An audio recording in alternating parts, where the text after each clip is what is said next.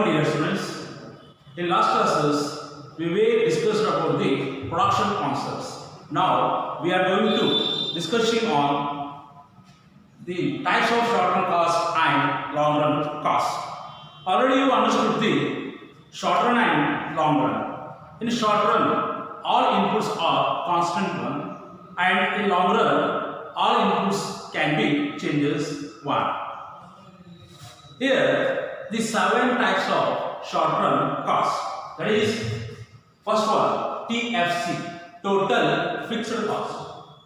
TFC, total fixed cost. Second one, TVC,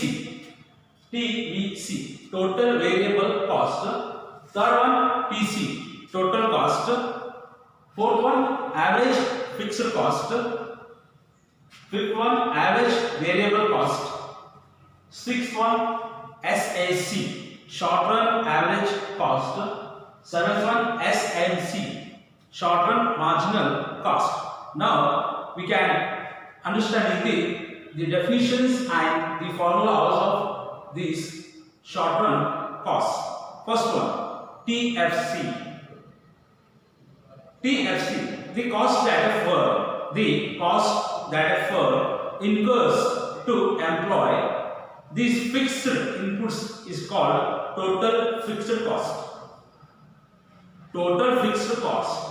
The cost that a firm incurs to employ these fixed inputs is called total fixed cost. For example, rent, salaries of permanent employee, etc. Here we can take in the TFC is a 20 as an example.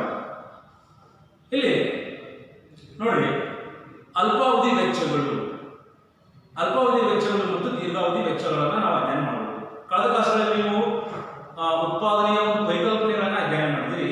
ಈಗ ನಾವೇನು ತಿಳ್ಕೊಬೇಕಂದ್ರೆ ಈ ಅಲ್ಪಾವಧಿ ವೆಚ್ಚದ ಪ್ರಕಾರಗಳು ಯಾವ್ಯಾವ ಮತ್ತು ದೀರ್ಘಾವಧಿ ವೆಚ್ಚ ಎಂದರೆ ಅದರ ಪ್ರಕಾರಗಳು ಯಾವ್ಯಾವ ಅನ್ನೋದನ್ನ ನಾವಿಲ್ಲಿ ಅಧ್ಯಯನ ಮಾಡೋಣ. ಇಲ್ಲಿ 7 ಪ್ರಕಾರದ ಅಲ್ಪಾವಧಿ ವೆಚ್ಚಗಳಿವೆ. 7 ಪ್ರಕಾರದ ಅಲ್ಪಾವಧಿ ವೆಚ್ಚಗಳು.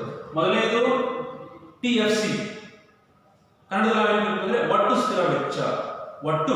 ಸ್ಥಿರ ವೆಚ್ಚ. ಎರಡನೇದು TVC, ಕನ್ನಡದಲ್ಲಿ ಒಟ್ಟು ಬದಲಾಗುವ ವೆಚ್ಚ. ಮೂರನೇ TC, ಟೋಟಲ್ ಕಾಸ್ಟ್, ಕನ್ನಡದಲ್ಲಿ ಒಟ್ಟು ವೆಚ್ಚ.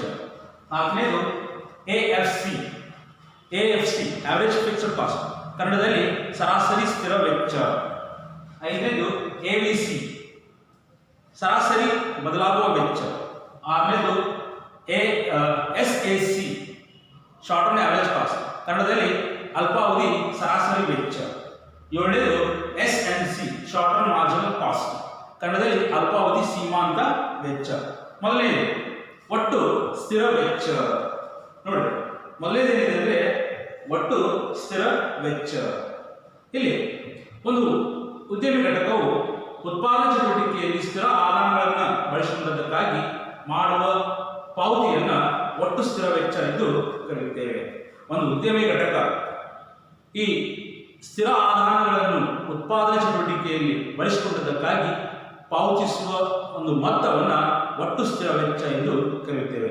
ನಿಮ್ಗೆ ಗೊತ್ತಿದೆ, ಇವತ್ತು ಯಾವುದೇ ಒಂದು ಸರಕನ್ನು ಉತ್ಪಾದಿಸಬೇಕಾದ್ರೆ ಆದಾಯಗಳನ್ನು ಬಳಸಿಕೊಳ್ಳಲಾಗ್ತದೆ. ಇಲ್ಲಿ ಆ ಒಂದು ಉದ್ಯಮಿ ಘಟಕ ಏನು ಮಾಡ್ತದ, ತನ್ನ ಒಂದು ಉತ್ಪಾದನಾ ಚಟುವಟಿಕೆಯಲ್ಲಿ ಸ್ಥಿರ ಆದಾಯಗಳನ್ನು ಬಳಸಿಕೊಂಡದಕ್ಕಾಗಿ ಮಾಡುವ ಒಂದು ವೆಚ್ಚಕ್ಕೆ ಒಟ್ಟು ಸ್ಥಿರ ವೆಚ್ಚ ಎಂದು ಕರೆಯುತ್ತೇವೆ. ಉದಾಹರಣೆ, ನಾವು ಈ ಒಟ್ಟು ಸ್ಥಿರ ವೆಚ್ಚವನ್ನು 20 ಅಂತ ತೆಗೆದುಕೊಂಡೇವೆ. ಒಂದು ಕೋಷ್ಟಕ ಬರ್ತದ, ಅಲ್ಲಿ ವೆಚ್ಚದ ಪರಿಕಲ್ಪನೆಗಳನ್ನು 7 ವೆಚ್ಚದ ಪರಿಕಲ್ಪನೆಗಳವ. ಆ ಮೌಲ್ಯಗಳನ್ನು ನೀವು ಒಂದು ಹೋಮ್ವರ್ಕ್ ಕೊಡ್ತಾರೆ, ಅದನ್ನು ಕಂಡುಹಿಡಿಯಬೇಕು. ಇಲ್ಲಿ ಒಟ್ಟು ಸ್ಥಿರ ವೆಚ್ಚ, ಸ್ಥಿರ ಆದಾಯಗಳನ್ನು ಬಳಸಿಕೊಂಡದಕ್ಕಾಗಿ ಮಾಡುವ ಒಂದು ವೆಚ್ಚಕ್ಕೆ ಒಟ್ಟು ಸ್ಥಿರ ವೆಚ್ಚ ಎಂದು ಕರೆಯುತ್ತೇವೆ. ಉದಾಹರಣೆ ಇಲ್ಲಿ ಏನು ಉದಾಹರಣೆಗಳಂದ್ರೆ ಕಚ್ಚಾ ಸರಕು, ಒಟ್ಟು ಸ್ಥಿರ ವೆಚ್ಚದ ಒಂದು ಉದಾಹರಣೆ ಕಟ್ಟಡದ ಬಾಡಿಗೆ ಮತ್ತು ಕಾಯಂ ನೌಕರರ ವೇತನ. ಕಟ್ಟಡದ ಬಾಡಿಗೆ ಇದು ಸ್ಥಿರ ವೆಚ್ಚ ಆಗ್ತದೆ, ಮತ್ತು ಕಾಯಂ ನೌಕರರ ವೇತನ ಇದು ಸಹ ಒಂದು ಒಟ್ಟು ಸ್ಥಿರ ವೆಚ್ಚ ಆಗ್ತದೆ. ಯಾವ ರೀತಿ? ಈಗ ಒಬ್ಬ ಉದ್ಯಮಿ ಘಟಕ ಒಂದು ಉತ್ಪಾದನಾ ಚಟುವಟಿಕೆಯನ್ನು ತೊಡಗಿಸ್ಕೋಬೇಕಾದ್ರೆ ಒಂದು ಕಟ್ಟಡ ಬೇಕು. ಇಲ್ಲಿ ಬೇರೆ ಯಾವುದೋ ಒಂದು ಕಟ್ಟಡವನ್ನು ಬಾಡಿಗೆಗೆ ಪಡೆದುಕೊಂಡಿರ್ತಾನೆ ಒಪ್ಪಂದದ ಮೂಲಕ. ತಿಂಗಳಿಗೆ ಇಷ್ಟು ಬಾಡಿಗೆ ಅಥವಾ ವಾರ್ಷಿಕವಾಗಿ ಇಷ್ಟು ಬಾಡಿಗೆ ಕೊಡುವುದು ಆ ಕಟ್ಟಡದ ಮಾಲೀಕರು ಮತ್ತು ಉದ್ಯಮಿಯ ನಡುವೆ ಒಪ್ಪಂದ ಆಗಿರ್ತದೆ. ಇಂತಹ ಒಂದು ಸಂದರ್ಭದಲ್ಲಿ ಆ ಉದ್ಯಮಿ ಘಟಕ ಸರಕುಗಳನ್ನು ಉತ್ಪಾದನೆ ಮಾಡಲಿ ಅಥವಾ ಮಾಡದೇ ಇರಲಿ ಪ್ರತಿ ತಿಂಗಳು ಅಥವಾ ವಾರ್ಷಿಕವಾಗಿ ಇಂತಿಷ್ಟು ಬಾಡಿಗೆಯಿಂದ ಕೊಡಬೇಕಾಗ್ತದೆ, ಕಟ್ಟಡದ ಬಾಡಿಗೆ. ಇದು ಒಟ್ಟು ಸ್ಥಿರ ವೆಚ್ಚಕ್ಕೆ ಉದಾಹರಣೆ. ಆಮೇಲೆ ಮತ್ತೊಂದು ಉದಾಹರಣೆ ಅಂದರೆ ಕಾಯಂ ನೌಕರರ ವೇತನ. ಏನು ಪರ್ಮನೆಂಟ್ ಎಂಪ್ಲಾಯೀಸ್ ಅಂತಾರಲ್ಲ, ಕಾಯಂ ನೌಕರರ ವೇತನ. ಇಲ್ಲಿ ನಿಮ್ಗೆ ಗೊತ್ತೇ ಇದೆ, ಸರ್ಕಾರಿ ಒಂದು ಇಲಾಖೆಗಳಲ್ಲಿ ಏನು ನೌಕರರು ಇರ್ತಾರಲ್ಲ, ಪ್ರತಿ ತಿಂಗಳು ಅವರಿಗೆ ವೇತನ ಕೊಡಲಾಗ್ತದೆ. ಇಲ್ಲಿ ಆ ನೌಕರರು ಪ್ರಾಮಾಣಿಕವಾಗಿ ಮತ್ತು ದಕ್ಷವಾಗಿ ಕೆಲಸ ಮಾಡಿದರೂ ವೇತನ ಸಿಗ್ತದೆ, ಅಥವಾ ಯಾವುದೋ ರೀತಿಯ ಒಂದು ಕೆಲಸಗಳನ್ನ ಮಾಡದೆ ಅಂದರೆ ಜವಾಬ್ದಾರಿ ರಹಿತವಾಗಿದ್ದರೂ ಸಹ ಪ್ರತಿ ತಿಂಗಳಿಗೆ ವೇತನ ಸಿಗ್ತದೆ. ಅದೇ ರೀತಿ ಇಲ್ಲೂ ಸಹ ಉದ್ಯಮ ಚಟುವಟಿಕೆಯಲ್ಲಿ ಈ ಕಾಯಂ ನೌಕರರಂತರಲ್ಲಿ ಅವರಿಗೆ ಪ್ರತಿ ತಿಂಗಳು ವೇತನ ಅಂತ ಕೊಡಬೇಕಾಗ್ತದೆ. ಅಂದರೆ ಅವರು ಉತ್ಪಾದನಾ ಚಟುವಟಿಕೆಯಲ್ಲಿ ಭಾಗವಹಿಸಿದ್ದಾಗೂ ವೇತನ ಕೊಡಬೇಕಾಗ್ತದೆ. ಹಾಗಾಗಿ ಒಟ್ಟು ಸ್ಥಿರ ವೆಚ್ಚಕ್ಕೆ ಉದಾಹರಣೆಗಳು ಯಾವ್ಯಾವ ಅಂತಂದರೆ ಕಟ್ಟಡದ ಬಾಡಿಗೆ ಮತ್ತು ಕಾಯಂ ನೌಕರರ ವೇತನ. ಇದು ಒಟ್ಟು ಸ್ಥಿರ ವೆಚ್ಚದ ಉದಾಹರಣೆಗಳು. ಅದೇ ರೀತಿ second one TVC, total variable cost. The cost that a firm incurs to employ these variable inputs is called the total variable cost. Once again, the cost that a firm incurs to employ these variable inputs is called the total variable cost. Here we can take the example of 10. TVC is a 10. ಒಟ್ಟು ಬದಲಾಗುವ ವೆಚ್ಚ. ಇಲ್ಲಿ ಒಂದು ಉದ್ಯಮಿ ಘಟಕ ಉತ್ಪಾದನಾ ಚಟುವಟಿಕೆಯಲ್ಲಿ ಬದಲಾಗುವ ಆದಾಯಗಳನ್ನು ಬಳಸಿಕೊಂಡದಕ್ಕಾಗಿ ಪಾವತಿಸುವ ಒಂದು ಮೊತ್ತಕ್ಕೆ ಒಟ್ಟು ಬದಲಾಗುವ ವೆಚ್ಚ ಎಂದು ಕರೆಯಲಾಗುತ್ತದೆ. ಇಲ್ಲಿ ಒಂದು ಉದ್ಯಮಿ ಘಟಕ ಉತ್ಪಾದನಾ ಚಟುವಟಿಕೆಯಲ್ಲಿ ಬದಲಾಗುವ ಆದಾಯಗಳನ್ನು ಬಳಸಿಕೊಂಡದಕ್ಕಾಗಿ ಪಾವತಿಸುವ ಒಂದು ಮೊತ್ತಕ್ಕೆ ಒಟ್ಟು ಬದಲಾಗುವ ವೆಚ್ಚ ಎಂದು ಕರೆಯಲಾಗುತ್ತದೆ. ನೋಡ್ರಿ, ನಿಮ್ಗೆ ಗೊತ್ತೇ ಇದೆ, ಅಲ್ಪಾವಧಿಯಲ್ಲಿ ಎಲ್ಲ ಆದಾಯಗಳು ಸ್ಥಿರವಾಗಿರುತ್ತವೆ ಮತ್ತು ದೀರ್ಘಾವಧಿಯಲ್ಲಿ ಎಲ್ಲ ಆದಾಯಗಳನ್ನು ಬದಲಾಯಿಸಲು ಅವಕಾಶ ಇರುತ್ತದೆ. ಅದಕ್ಕಾಗಿ ಇಲ್ಲಿ ಒಂದು ಉದ್ಯಮ ಘಟಕ ತಾನು ಉತ್ಪಾದನಾ ಚಟುವಟಿಕೆಯಲ್ಲಿ ಹೆಚ್ಚಿನ ಸರಕನ್ನು ಉತ್ಪಾದಿಸುವ ಸಂದರ್ಭದಲ್ಲಿ ಈ ಬದಲಾಗುವ ಆದಾಯಗಳನ್ನು ಬಳಸಿಕೊಳ್ತದೆ. ಆ ಒಂದು ಬದಲಾಗುವ ಆದಾಯಗಳಿಗೆ ಮಾಡುವ ಪಾವತಿ ಎಂದರೆ ಅದು ಒಟ್ಟು ಬದಲಾಗುವ ವೆಚ್ಚ ಎಂದು ಕರೆಯಲಾಗುತ್ತದೆ. ಇಲ್ಲಿ ಉದಾಹರಣೆ ಕಚ್ಚಾ ಸರಕುಗಳ ಖರೀದಿ ಆಗಿರ್ಬೋದು, ಇಂಧನ ಖರೀದಿ ಆಗಿರ್ಬೋದು ಇತ್ಯಾದಿ. ಈಗ ನೋಡ್ರಿ, ಕಚ್ಚಾ ಸರಕುಗಳ ಒಂದು ಖರೀದಿ ಅಂದರೆ ಉತ್ಪಾದನಾ ಚಟುವಟಿಕೆ ಬದಲಾವಣೆ ಆದಂತೆ ಬದಲಾಗುವ ಆದಾಯ ಸಹ ಬದಲಾವಣೆ ಆಗ್ತಾ ಹೋಗ್ತದೆ. ಹಾಗಾಗಿ ಕಚ್ಚಾ ಸರಕುಗಳ ಖರೀದಿ ಮಾಡಲಾಗ್ತದೆ, ಅಲ್ಲಿ ಪಾವತಿ ಮಾಡಲಾಗ್ತದೆ, ಇಂಧನ ಇತ್ಯಾದಿ ಒಂದು ಸೌಲಭ್ಯಗಳಿಗೆ ಇಲ್ಲಿ ಏನು ಮಾಡ್ತದೆ ಒಂದು ವೆಚ್ಚವನ್ನು ಕೈಗೊಳ್ಳಲಾಗ್ತದೆ. ಅಂದರೆ ಕಚ್ಚಾ ಸರಕುಗಳು, ಇಂಧನ ಇತ್ಯಾದಿ ಒಂದು ಆ ಒಂದು ಚಟುವಟಿಕೆಗಳಿಗೆ ಮಾಡುವ ಪಾವತಿಯನ್ನು ಒಟ್ಟು ಬದಲಾಗುವ ವೆಚ್ಚ ಎಂದು ಕರೆಯುತ್ತೇವೆ. Third one total cost, TC. ನೋಡ್ರಿ, ಒಟ್ಟು ವೆಚ್ಚ total cost adding the fixed cost and the variable cost, it is called total cost. Here total cost is nothing but the adding the total fixed cost and total variable cost, it is called total cost. Here formula is TC is equal to TFC plus TVC. Here the formula of TC is equal to TFC plus TVC. TC is equal to TFC plus TVC. ಇಲ್ಲಿ ಒಟ್ಟು ವೆಚ್ಚ ಎಂದರೇನು? ಒಟ್ಟು ಸ್ಥಿರ ವೆಚ್ಚ ಮತ್ತು ಒಟ್ಟು ಬದಲಾಗುವ ವೆಚ್ಚಗಳನ್ನು ಆ ಮೌಲ್ಯಗಳನ್ನು ಕೂಡಿಸುವುದಕ್ಕೆ ಒಟ್ಟು ವೆಚ್ಚ ಎಂದು ಕರೆಯಲಾಗುತ್ತದೆ. ಇಲ್ಲಿ ಸರಳವಾಗಿ ಒಟ್ಟು ವೆಚ್ಚ ಅಂದರೆ ಒಟ್ಟು ಸ್ಥಿರ ವೆಚ್ಚ ಮತ್ತು ಒಟ್ಟು ಬದಲಾಗುವ ವೆಚ್ಚದ ಮೌಲ್ಯಗಳನ್ನು ಕೂಡಿಸುವುದಕ್ಕೆ ಒಟ್ಟು ವೆಚ್ಚ ಎಂದು ಕರೆಯುತ್ತೇವೆ. ಒಟ್ಟು ವೆಚ್ಚದ ಸೂತ್ರ ಒಟ್ಟು ವೆಚ್ಚ ಇಸ್ ಈಕ್ವಲ್ ಟು ಒಟ್ಟು ಸ್ಥಿರ ವೆಚ್ಚ ಪ್ಲಸ್ ಒಟ್ಟು ಬದಲಾಗುವ ವೆಚ್ಚ. ಒಟ್ಟು ವೆಚ್ಚ ಇಸ್ ಈಕ್ವಲ್ ಟು ಒಟ್ಟು ಸ್ಥಿರ ವೆಚ್ಚ ಪ್ಲಸ್ ಒಟ್ಟು ಬದಲಾಗುವ ವೆಚ್ಚ. ಇದರ ಒಂದು ಸೂತ್ರ. ಅಂದರೆ ನಾವು ಒಟ್ಟು ವೆಚ್ಚವನ್ನು ಯಾವ ರೀತಿ ಕಂಡುಹಿಡಿಯಬೇಕಂದ್ರೆ ಈ ಒಂದು ಫಾರ್ಮುಲಾವನ್ನು ಯೂಸ್ ಮಾಡಿ ನಾವು ಆ ಒಂದು ಮೌಲ್ಯಗಳನ್ನು ಕಂಡುಹಿಡಿಯಬಹುದು. ಅದೇ ರೀತಿ ನಾಲ್ಕನೇದು AFC, average fixed cost. Average fixed cost is nothing but it is the fixed cost per unit of output. Average fixed cost is nothing but it is the fixed cost per unit of output. It is called average fixed cost. Here AFC is formula. AFC is equal to TFC divided by Q. AFC is equal to TFC divided by Q.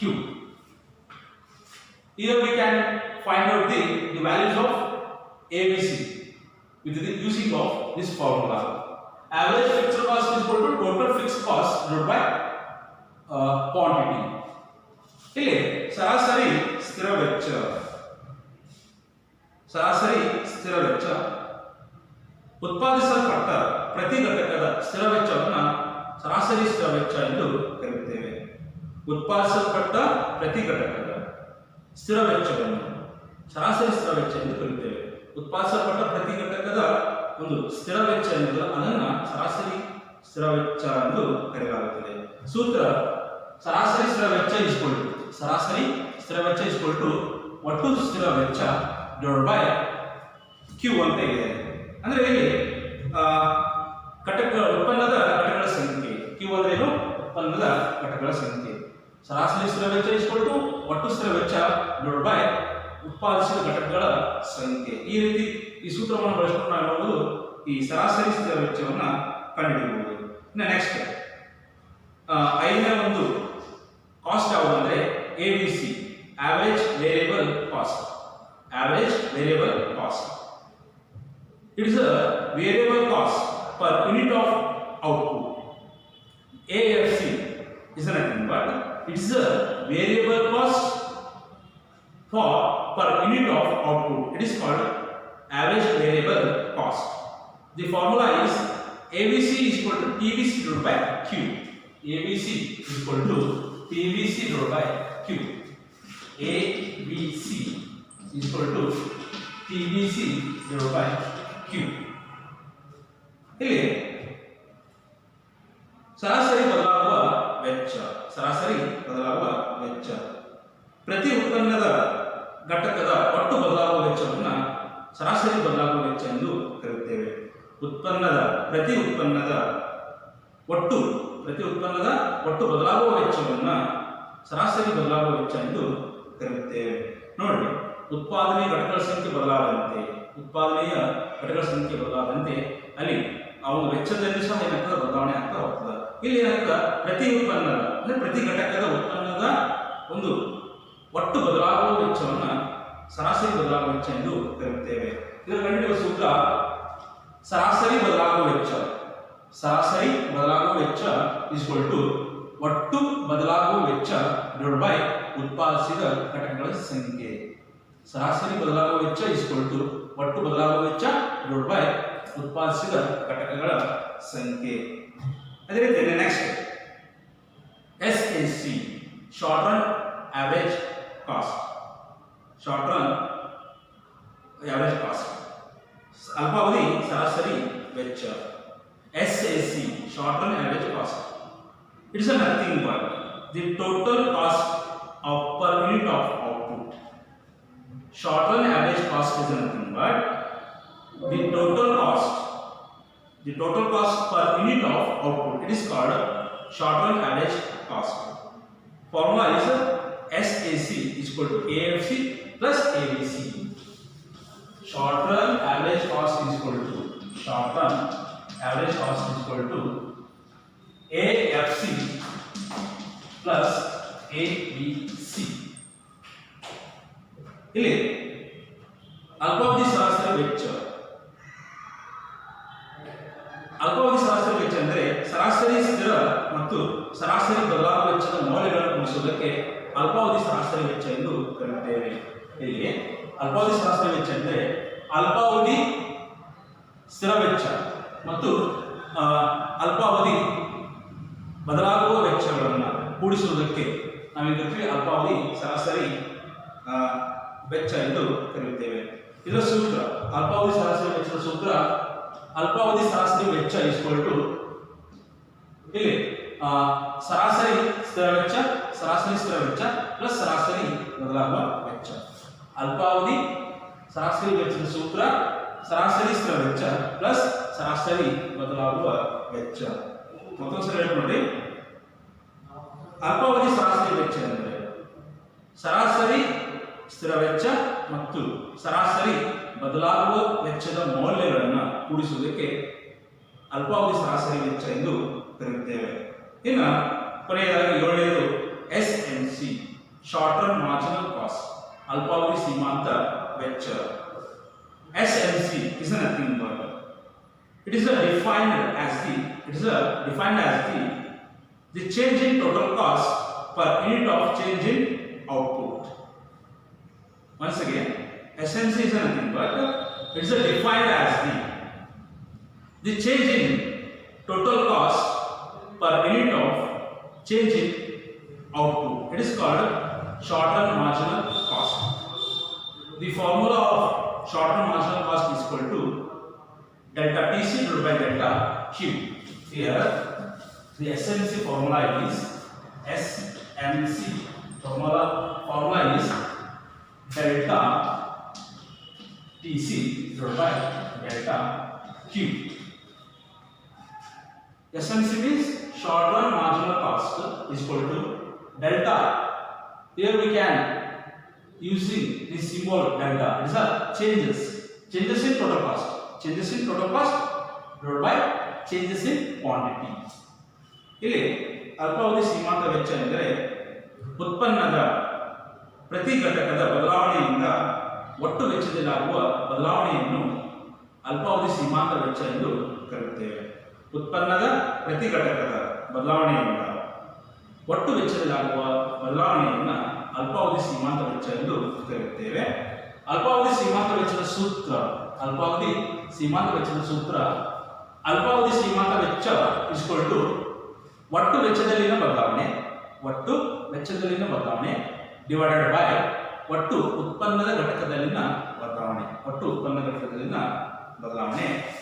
ಅದೇ ರೀತಿ ಇಲ್ಲಿ ನಿಮ್ಮ ಒಂದು ಎಕ್ಸಾಮಿನಲ್ಲಿ ವೆಚ್ಚದ ವಿವಿಧ ಪರಿಕಲ್ಪನೆಗಳನ್ನು ವಿವರಿಸಿರಿ ಅಂತ ಕೇಳ್ತಾನೆ.